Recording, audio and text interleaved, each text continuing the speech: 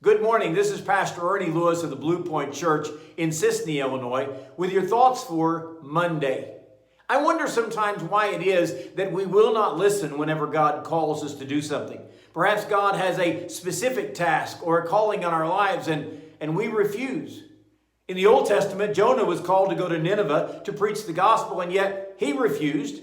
Got on a ship and ended up out in the middle of the sea, swallowed by a big fish so that God could take him where he wanted him to be. In the book of Judges, the story of Samson is one whom God called to judge Israel and to lead them, but he decided to follow his own way, and God judged him for his disobedience.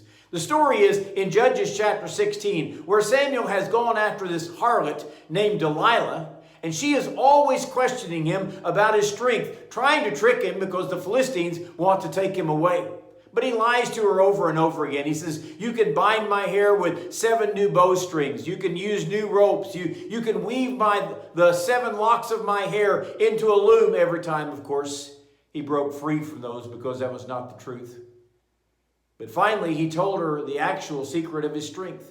And he told her about how he had to keep his hair in order to follow what God had called for his life. But while he was asleep, Delilah shaved off the 7 locks of his hair. And in Judges 16:20, she said to him, the Philistines are upon you, Samson. So he awoke from his sleep, and he said, I will go out as before at other times, and I'll shake myself free. But he did not know that the Lord had departed from him. He did not know that the Lord had departed from him. The Philistines came and took him away and bound him with fetters and gouged out his eyes. They put him to work in the prison at Gaza as a grinder, like a common animal, and people would come and make fun of him. Why didn't he see this coming? I mean, after all, she had asked him several times, and he lied. And every time she tried those things, why was he so disobedient to the task that God had called him to do? Wouldn't it have been so much easier for him to lead Israel as he was called to do and follow God's obedience? You know, I think he just got distracted by the world. I think that there were women in Samson's life that he sought after more than seeking after God. Or maybe he didn't believe that God would ever judge him and judge his life for this disobedience or just for ignoring God altogether. You know, sometimes God speaks to us with a specific task in mind for our lives, like young Samuel. And Samuel answered, Lord, speak, because your servant is listening. But sometimes we're not like that. Maybe we're more like the Pharaoh in Egypt, who time after time was given these terrible diseases and plagues on his people because he said, no, I'm not going to listen to God this time. I think I'll do what I want. And of course, Pharaoh ended up losing his firstborn son because of all this. Samson did not know that the Lord had departed from him.